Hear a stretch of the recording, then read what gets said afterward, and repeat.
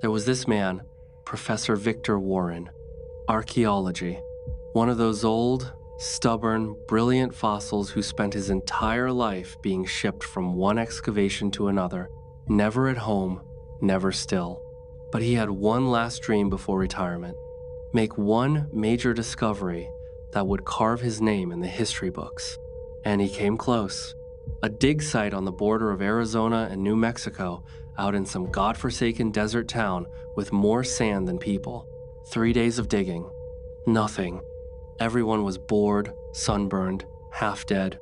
Except Warren. He kept scanning the ground like he was listening to something beneath it. And then, he walked off alone, got down on one knee, started digging with a hand trowel. Minutes later, he found a stone. A bright, metallic-looking stone that didn't belong to this earth. He slipped it into his pocket, thinking nobody saw him. Someone did.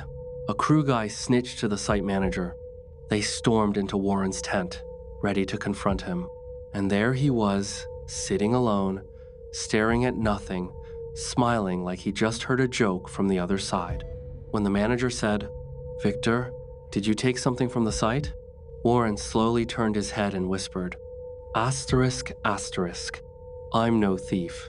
Taking what belongs to me isn't stealing. You idiots don't know who I am. You won't find anything here. Go 100 steps north, you'll dig up 2 pots of gold coins, 2 more of silver, brass utensils, gemstones. Asterisk, asterisk." The manager froze. The crew guy froze. And then Warren collapsed like a puppet whose strings had been cut. Hospital. Tests. No explanation. And then he vanished.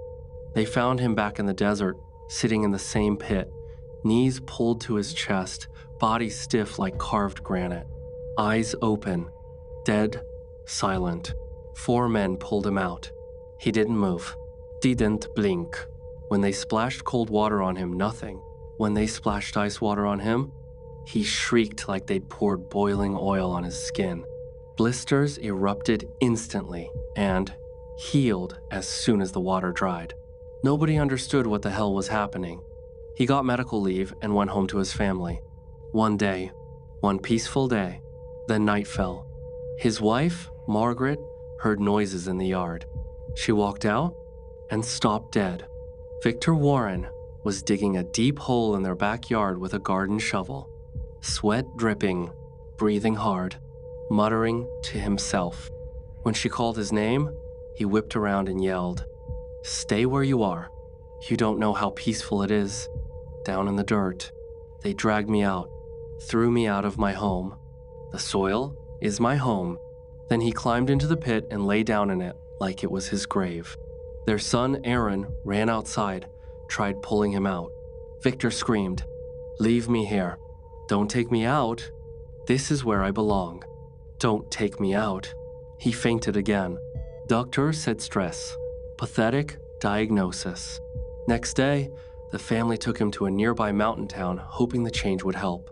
Half an hour into the train ride, Victor went to the restroom and never came back. They searched the train. Nothing.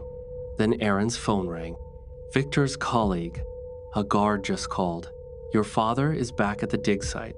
In the same pit, same position." Before Aaron could react, he heard a voice behind him. "Why is everyone panicking? We're not even there yet." His father was standing right there. The guard who made the call? They found him dead drunk, fell off a dune. But that was just the beginning. A week later, Victor vanished again. They found him, dead in the same pit. The family tried to move on, but grief wasn't the only thing following them. During the will reading, when Aaron heard he inherited the house, he snapped, "No, that pit is my inheritance. That land belongs to the Warren bloodline." His mind unraveled, digging at night, talking to empty corners, repeating his father's words. Then one morning, Aaron disappeared too. They found him dead behind the house, in a freshly dug pit, and next to him, the same metallic stone. Now only Margaret, her daughter-in-law, and young grandson remained. Until one night, Margaret heard scraping sounds in the yard. She stepped outside. Her grandson, a child, was digging a pit with his bare hands, mud all over his face, eyes blank, whispering to something she couldn't see. Right before she passed out, she heard him whisper, "Grandpa and Dad are calling me. I have to go to them." Thanks for listening till the end, and if you dare, subscribe for more tales from the dark.